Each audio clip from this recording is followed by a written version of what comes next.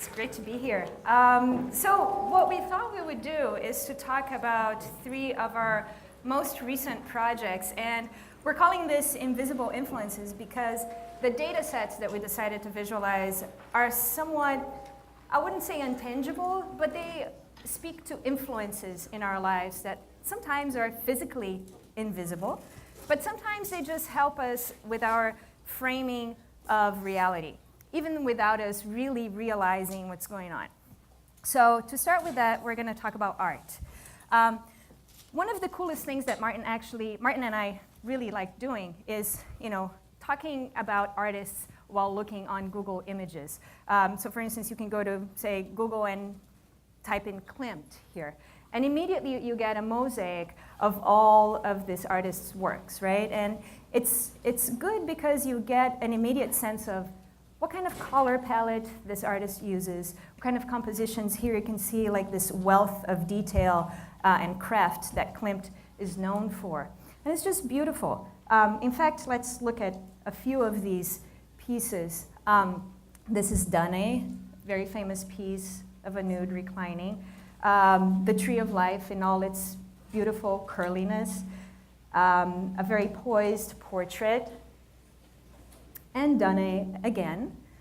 And I want to take a minute because, you're probably wondering, why are you showing this again? Is this the same thing you just showed us before? And in fact, no. If we put them side by side, you can see that these are different reproductions of the same painting. And isn't it interesting that they look so different? In fact, you might look at these if you have never seen Klimt before and decide whether or not you like or hate Klimt based on these very different takes. So with art of reproduction, what we wanted to do is to actually take these inconsistencies into account and sort of put together a visual, a picture that would impress upon the viewer just the myriad different forms that the same piece can take when we look at it online. Okay, so how do you visualize how the web is lying to us every time we look at art? Well, we start with a data set, as one does. And in this case, the way you start is just by doing a search, and it turns out pretty much for any iconic painting, you can find dozens and dozens of reproductions on the web. For here, just for simplicity, I'm showing 5 small thumbnails here, but we can get many, many more than that. What is the next step? Well, you just download them, okay?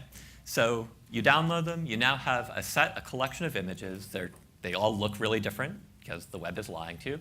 And they're different sizes. So at this point, if you want to actually visualize how they're different, you'll need to align them. Now, that actually seems pretty easy. We were sure this would be a trivial step, because of course, these are all pictures of the same original image. So therefore, they must all have the same aspect ratio. And all you really have to do is make them the same width. Put them on top of each other. You should see perfect alignment. And in fact, you don't. You actually see kind of a big, blurry mess. And the reason we discovered is that people actually like to crop these images. They decide that, Klimt didn't know what he was doing. There was just too much fabric. Her foot, there's just too much of it. It's distracting. They'll chop that off. So this was actually kind of an interesting thing that we saw, but it also was a little bit of a technical roadblock. It turned out if you have dozens and dozens of images, trying to align them by hand so you can get a point-by-point correspondence is a royal pain. Luckily, we have these workhorse computers here which can do annoying work. And so we wrote a program that would go through and try lots and lots of different possible alignments, translations. We wrote an algorithm that would automatically align these things and actually did a pretty good job. So after we ran our algorithm and overlaid, things snapped into focus. That was satisfying, so I'm going to do it again. Let's just watch this come into focus. Let's hear it for computers. Okay. Good, but really, this is just us kind of preparing. And what do we do once we have these point-by-point correspondences? There are actually a couple of paths we could follow. So one idea would be to say, let's do a wisdom of crowds reproduction, where we average all the colors, and that will mean something. It's sort of an interesting idea. That's actually kind of what you see here once we've overlaid things. But we decided we wanted to do something else. We really want to embrace the data in all its messy, messy gore, all the weird details, and show the differences between these images right on top of each other. And so to do that, we created a kind of chimera image like this, where we'd take little rectangles from all the different images we collected, put them on top of each other, superimpose them, and you can immediately see just how different these things are. I mean, it's crazy. It's like you look at this and you realize you have no idea what color this thing is.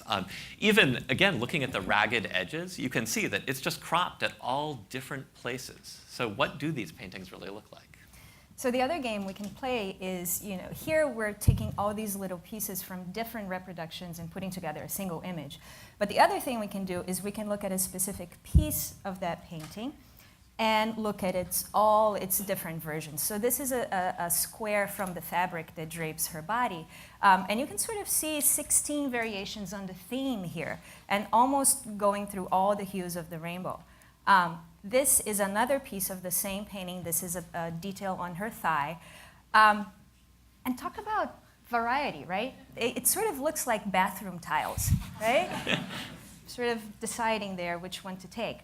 And then you have things like black and white photos. Who would have thought that black and white photos can have this much variance in the way they are presented to us? And then you talk about classics. So this is Caravaggio. And the one thing I kept thinking is, I love Caravaggio so much, and the palette is so robust that as a work, it stands even to this kind of butchering. This is a piece by Paul Klee, and with a lot of foresight, entitled The Twittering Machine. A lot of variation there. Madame X. And one of the things that we thought was curious about this one is the fact that we feel like people were trying to optimize for the paleness of her skin, which is not too bad if you look at the different pieces there. But then without any regard at all to the background. So the background, what color is the background? I don't know. I know, is it cream? Is it purple? I have no idea. And again, that sort of raggedy edges talking about, oh, we should really crop it closer to her. Why so much wall behind this woman? And then this is a piece by Whistler called Nocturne in Black and Gold.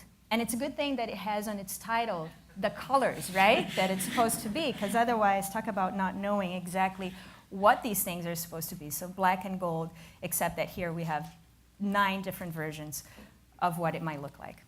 So this is an example of how something that we can't see, the inaccuracies in reproduction, are really shaping, how we think about art on the web. It's shaping our ideas without us even knowing it. But of course, there are much more forceful examples too. One that is very important to a lot of people, I know a bunch of speakers here and people in the audience have worked on this question, is looking at social networks. How do we know what we know on the web? Well, we have pieces of news, we have gossip and so forth, all flowing to us from people we follow on different social networks, stories we read, and there's this sort of chain reaction where when something is posted on the web, it sort of follows this path out, branching and branching. How do those networks shape us, and can we visualize them? So, as I said, many people have looked at this, but we had this sort of interesting position. We're at Google, and so we had the opportunity to look at the Google Plus network, look at public sharing activity there, and create a visualization that would be embedded within the network itself. So that, in other words, instead of having to go to like a third-party tool or some whole separate step to visualize something, if you saw a post that had been shared a lot publicly, with a click of a menu item, you could just see a visualization of how it had been shared. And that led to sort of a very interesting project. Now, it turns out from a visualization point of view, it was actually pretty challenging because these branching processes of information flowing out are really complicated. So let's take a look at an early exploration that did not pan out. So this is true structural data, although we've made the names a little more interesting in this case, showing a flow of a post that was reshared publicly many times. And basically what happened is someone posted, then many, many people reshared this, and 3 you can see are Snow White, Grumpy, and Sleepy. And then Sneezy reshared from Snow White, and a whole bunch and so on from Sneezy. And the problem is, I think this is evocative in showing you just the density of this behavior. However, it's a terrible visualization because you really can't see much detail at all. You can see 3 big names and then a bunch of stuff that looks like, granulated sugar or little crumbs or something, tire tracks. So how do we fix that? What visualization do we do? as we go through this talk, we'll talk a little bit on our process on these things. And one thing we tried is stuff like this, but it just doesn't work. So in visualization, what do you do when you run out of space? Well, you trot out your big guns, your space-filling visualization techniques. A classic one is a tree map. So we tried a tree map. It looked so horrible and mechanical, we're not even going to show you. But it was just a mess, OK? So there's something about this. Like, this is a mess, but you can kind of imagine this flow from left to right and branching. A tree map, incredibly efficient, but too mechanical. So what do you do? So in the end, we came up with a way that was kind of a hybrid that used circles instead of rectangles, nested circles, so kind of circular tree map, with this same sort of nerve structure of arrows showing the flow of information. So let's take a look at that. And that's what Ripples is. So this is a screenshot of something that Volkswagen posted onto Google+. During Super Bowl, they had a new ad, which was called The Bark Side. And it was a video on YouTube, and they just posted this onto Google+.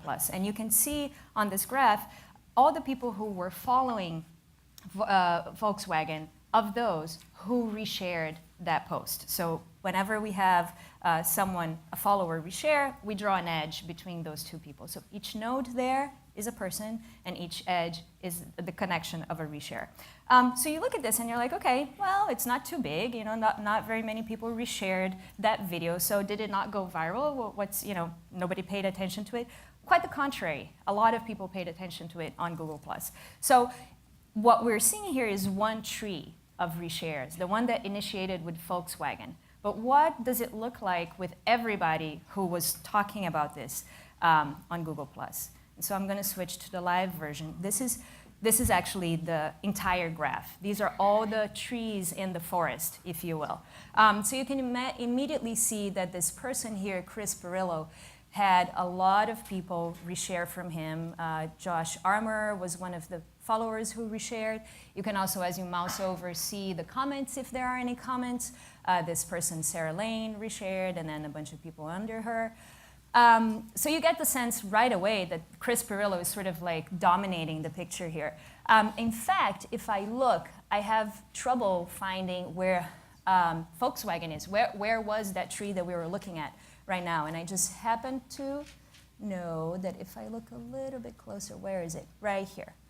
This is Volkswagen. So this is the tree we were looking at before. Okay, so just to give you a sense of proportion, that is a pretty small circle in this big, big graph. The other thing that's happening here is, as I mouse over and zoom in into these different trees, there is this panel here on the right where things are uploading. Oh, actually, no. You know what? I'm not connected to the web, so never mind. When you are connected to the web, the panel updates and shows you actually all the comments of the people on the screen at that particular point. So the interesting thing is that all of a sudden we had these, pictures of what the spread of a viral meme on a social network might look like. So let's go back and let me show you a couple more graphs. This is a graph. This happened recently also. It's a petition that went to the White House for freeing online journals, making them public, academic online journals. And the interesting thing here is that you can see right away some of the usual suspects. You can see that someone like Tim O'Reilly has a bunch of influence in spreading this meme. And then at the bottom, we have a timeline of the intensity of the sharing at any given point. So you can see that it starts very strongly, a lot of activity here, people trying to get as many signatures as possible, and sort of it dies down. And then sure enough, over here, that's when Tim O'Reilly comes up again, and then boom, you have a whole other burst of activity, and you get sort of the ebb and flow of the conversation around this one URL. We also noticed through the visualization that there are very different patterns of things spreading in the social network. So for instance, this one is what we call the celebrity pattern. Felicia Day happens to have a ton of followers on Google+. So she's sharing a YouTube video. And what happens with celebrities a lot of times is that they will share something and then tons of their followers will reshare. And then that's it. it sort of dies down. It's a very shallow tree. It's a very broad tree, but it's a very shallow tree. Okay? And that is very different from, say, this pattern here, where you have not only a much more distributed set of communities looking at something and sharing, but you also have much, much deeper chains. So if I switch to the actual live version, this is, by the way, it's the sharing of a visualization link, it happens to be. And yes, one that we did, so we're going to talk about that in a second. Not to steal Martin's thunder, but anyway. So you can see, that there were people at Google talking about this and talking about related links. There was, let me see, who else? There were, people from the New York Times talking about it. There are all sorts of different interesting communities. And then the thing that's really cool that I think also in the visualization is that you can follow these threads like ad infinitum, like you can just keep going and going. And again, this very different kind of topology of the graph where you have, as opposed to the celebrity pattern, you have the very intricate relay, I am sharing, my friends are sharing from me, their friends are sharing from them, and so forth. And that really helped shape our understanding of how these conversations were happening. So yeah, so as Fernanda said, we know that this is the pattern of something spreading with no major media push because it was our own personal project, which we'll talk next about. And so what is that? Well, this winter, it wasn't very cold, but it was still damp and annoying like all winters. And Fernanda and I found ourselves talking about the wind. I mean, there it was making us cold. It was in our face, very literally. It's an invisible force. It's not intangible, though. You can definitely feel it. And somehow, the more you think about it, the weirder it actually seems. It's like there's all this invisible stuff rushing at you, affecting your life. And what the heck is it, I started to think about, what do I know about the wind? I was like, well, it blows from the west to the east in the US, unless there's a hurricane. And I felt like there had to be more to it than that. So we started to think, okay, is there a way that we could visualize whatever the heck is going on? So as always, the big question is getting data. And the nice thing is that there's a huge amount of data. I mean, I think we've heard this before at some other talks, but let's just say it again. Like, hooray for the government for putting out so much free data. It is astonishing. It can be a little bit complicated to sort through. I felt like I had to learn a little bit more about weather satellites than I wanted to learn. It's kind of interesting. There are some places where if you're looking for particular data, you have to know the specific collection method and the satellite ID, But it's OK. It's there. And it's really, really awesome. So so we have that, and then we collected a bunch of data, as we'll talk about. How do we make that visible then? Well, so that's a good question. I mean, there are a lot of people who have looked at questions of wind and flow. It's a huge part of scientific visualization. But there's nothing out there that really felt satisfying to us that we knew about. The Weather Underground has a wind map that you see up there on the left. It's actually not bad for getting a general sense, but it's very aggregated. You feel like there's got to be more to it than that. In the scientific world, there are all sorts of fancy high-tech methods for showing streamlines. This is something called line integral convolution. We weren't really sure how we felt about that. Plus, it was really, really complicated to implement. So we decided, this is going to give us the excuse to go back to first principles and just try to visualize this thing. We're sure we can just crack it in the first try anyway. So let's talk about our process. And we're just going to show you what we did. And to do that, we're going to have to usher you into our studio. By which we mean Eclipse. We're going to do some live coding. Yeah, actually, I'm looking here. I'm realizing that all of our project names are now visible to you guys. Yeah, not that we would seed it with any curious names. Yeah, we would never do that, no. So let's look at some of the things we tried. So looking at the top here, this area is where we read in data, and you can see commented out. There are many different types of data we could look at. Here's one where we're reading in hurricane data. And then we display it. And how do we display it? Well, let's take a look. So initially, we have this hurricane data, and we just wanted to see if we were parsing it correctly. We wanted to just look at it without any pretense. So we created this visualization. Let's run it. OK, so here we're showing little line segments, and the size and direction of the segment tells you how fast the wind is going and in what direction. And we gave it this horrible green on black color because we wanted to remind ourselves this is not the end point. We're just playing with things. And you kind of get cool moire patterns, but you don't want to get distracted by that. But there it is. It's a hurricane. OK, it looked like it parsed correctly. But hurricanes, they don't happen that often. There's got to be more. So we looked for world data. And in fact, there is data on the world. There's one very promising one we found that had great coordinates, and we parsed it without a trouble, except for some reason the equator was missing and a region around it. I think this had to do with how the satellites were collecting data, but it's really weird. There was no indication on the site that this was going to be a problem. It was a disappointment. We finally did find some world data that was completely filled in. And already, even with our garish green on black visualization, you can see some interesting stuff. You can actually make out the outlines of continents, or North America and South America there on the left, and so forth. But we're not green and black people, so we wanted to go further. So OK, we knew what we were going to do, too, because wind seemed obvious, right? What is wind? It's just little particles that move around. So what we could do to visualize it is we could create little particles that would move around. Slam dunk. OK. So let's take a look. We were really eager. This is going to be the best thing we ever did. You see the pattern? Yeah, neither do we. That's the entire world. Yeah, so that's the whole. Yeah, that's the world. I assume you could navigate using that. Yes. It's sort of crazy. It was actually pretty depressing just how bad that was and how badly our intuition had led us astray. We actually tried other data. We're like, OK, we'll get US data because probably there's something wrong with the world data. Our intuition can't be that far off. It's really not that much better, if possibly even worse. It's just depressing. So we said, all right, OK, fine. This is cool. We can deal with this. You know what the problem must be? It's that we have all these little tiny dots. It's sort of hard to see. They're all black. Who can deal with that? What we need is color and lots of it. OK? So what we were going to do, we said, well, we'll create this thing that has big blobs of color, and they're going to diffuse according to the wind direction, and it will be truly awesome. OK? We were really looking forward to this when we had this idea. It actually is kind of awesome. That sort of acid is making your head melt off sort of way.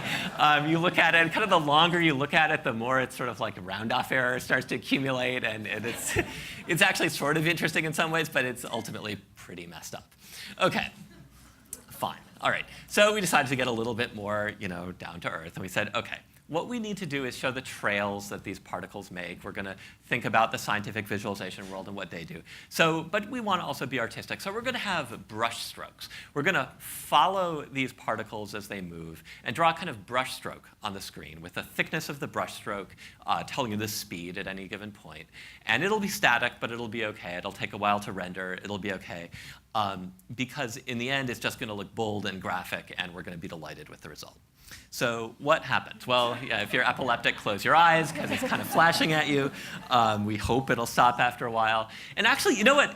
This is a little bit better than some of the others. This is sort of bold and graphic, maybe. And you actually can start to see some detail, which is promising. You can see there's something happening in the center of the country. Either the wind is moving all north or all south. I mean, it's a little bad that you can't tell which of the two opposites is happening.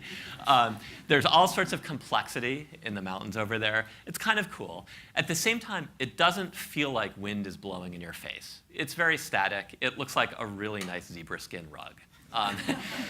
OK, so we were getting a little down at this point. But we said, OK, we're going to return to that motion field. We'll think about those particles moving around, because at least motion is good. What can we do? And here's where we felt like, OK, it's really good we work in code, because there's stuff we could try that is easy. Let's just try it. So we're just going to code on the fly here. And so here is the inner loop of, or a loop in our animation. Like many, many animations, it does two things on each frame. It erases the previous frame that you drew, and then it draws a whole bunch of stuff. OK, forget it. The drawing stuff is complicated. We don't want to modify that. But actually, there is something we can do on the erasing step, which is instead of just erasing completely, drawing jet black over the whole thing, we can set an alpha value that's very, very low. So we're only drawing just a faint black film. And what will the effect of drawing a faint black film be? Well, you can think about it while it's loading up. But it's kind of interesting. The result is that now you can sort of see trails. The trails don't stick around forever. They don't create a zebra-striped rug. But at the same time, they show you directionality. They show you some long-term stuff, but the motion shows you short-term movement. And this is not great. This is far, far from a finished visualization. But when we hit this point, we both sort of knew. I feel like our conversation became much more cheerful. We're like, OK, we can work with this. We're going to have to do all sorts of stuff to it. But now we feel like we're on the downhill slope. There was hope. There was hope. Yeah. So, and this is, as a lot of you know, this is the final product. A few of the things, a few of the tweaks that we did after the steps that Martin showed were we're doing things like animating, as you can see here on the legend.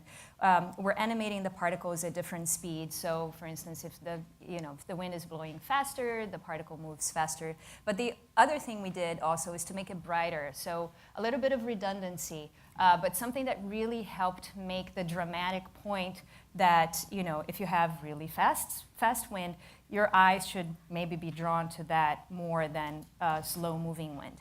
And then the fun part was to start to see these pictures. For us, it was really unexpected. Well, for one thing, Martin was completely wrong in that the wind blows from the west to the east. As you can see here, that is not the case. A lot of times, some days it is, but most days it's not. The other thing that was so interesting is the fact that the wind sort of parts a lot of times, sort of like you part your hair. That's what the wind does. So, for instance, you can see it parting here, this horizontal line here. You can also see how different it is from day to day. So this is a different day, and you have a very different kind of pattern going on. You have very quiet east part of the country, almost half of the country, very quietly here. You have a lot of convoluted wind going on in the mountains over here. That's the other thing that was cool, was that we were sticking to simplicity. There was something about this project, throughout the project, that it was really important to us to make a legible image of the wind, and to stick to the basics. So we have no notion here of terrain whatsoever, but a lot of times you don't need that because the wind sort of describes the terrain for you. The other thing is color. We're sort of, unlike most visualizations, we're doing away with color. We're sticking to the black and white, and we sort of like the aesthetics of the black and white. The other thing you can do is you can start zooming in and seeing more points of interest. So here's Minneapolis on sort of a quiet day. This is, well, 10 miles per hour is not bad, but it's not horrible either. And then you see dramatic patterns like the swirl in the middle of the country there. Let me go to, oh yeah, the other thing that I kept looking at this map for, I think Martin and I, was, whenever you have wind coming from the north, for us on the northeastern part, it's like cold day, cold day. So this was not a very good day. It was not a bad day, but it was not. This is a cold day for us because half of the country is going south, the eastern half, unfortunately, and the other half is going way north. Canada is stealing our air. It is. We actually got email saying that from someone. And in fact, Minneapolis here is like nothing is happening here. Yeah, it's like this black hole.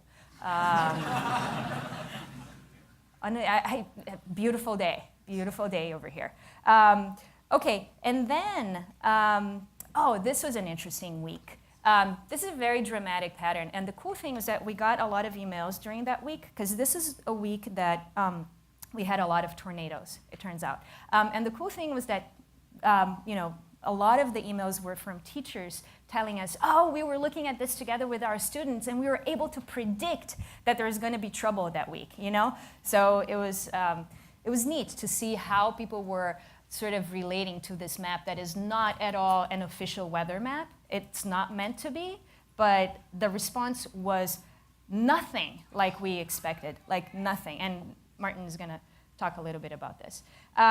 And lastly, this is a pretty recent one. It's May 28th, and you can see the tropical storm here. You can see Beryl sort of beautifully swirling in the Florida region. So let me zoom out here. Yeah, so I think at this point, once we had launched this, in fact, even before launch, it had kind of satisfied our personal objectives. We had learned a lot about the wind. We liked it. I mean, even now, I kind of find it mesmerizing. I should be all keyed up speaking to you, but part of me just wants to kind of zoom in forever. It's really soothing. But it turned out the response was actually pretty surprising. Here are some quotes. We got a lot of email, hundreds of emails. People, we had a farmer say he uses it for spraying his crops. We had a lot of people who study birds talking about bird migration patterns. A lot of teachers, as Fernanda mentioned, showing that they were teaching their kids about this. We also had a lot of communities that frankly had us a little worried. We had pilots writing in talking about the uses. We had sailors. We had people fighting wildfires. So we quickly added a disclaimer saying, please do not use our personal art project to fly your plane, just so you know. But the funny thing is that even so, we would get mail like this for some reason. We appreciate your disclaimer. It's inappropriate to use to fight wildfires, but respect the power of the visualization. So that was interesting to us. So. It's funny. So I think the other thing you can do is you look on YouTube, and there are all sorts of today if you have something that's animated, people will put on YouTube walkthroughs of themselves using it. This is something you used to have to pay a lot of money to an HCI research lab to do for you, but today people will do it for free. It's a self-selected audience, but an interesting one. So we had weather enthusiasts, we had environmentalists who created these very beautiful videos with lovely soundtracks. They're great. We also had conspiracy theorists, just an example of the kind of community we did not design for. People who believe in chemtrails, that some nefarious secretive entity is seeding the US airs with bad chemicals and following them around. Unexpected, but if it makes them happy, it's cool. So I think we have a little time for questions, but I want to leave you with two thoughts. So one thought is on utility. Okay? The wind map, we did not set out by any means to make something useful with this. We had no question in our head except what the heck is going on, what does it look like? But in the end, it turned out apparently to be very, very useful to people. And we're still thinking about why. I think one thing we've learned though is, there's a piece of conventional wisdom that if you're going to create a visualization, you should have this very utilitarian view. You must start with a question, some specific task. I think that is good advice for beginners, but I actually don't think it's good advice overall. And that leads to the second point that I want to take away. I think the most important thing is to get a data set that is genuinely important and that you care about. Look for data sets that really can influence things, that do have an influence, that have causal power. Wind has causal power. It blows birds around, it blows planes around, it blows flames around. Look for things like that. And if you identify a data set that has that kind of causal power, then if you do something that is true to the data, it will be useful. So thank you very much. And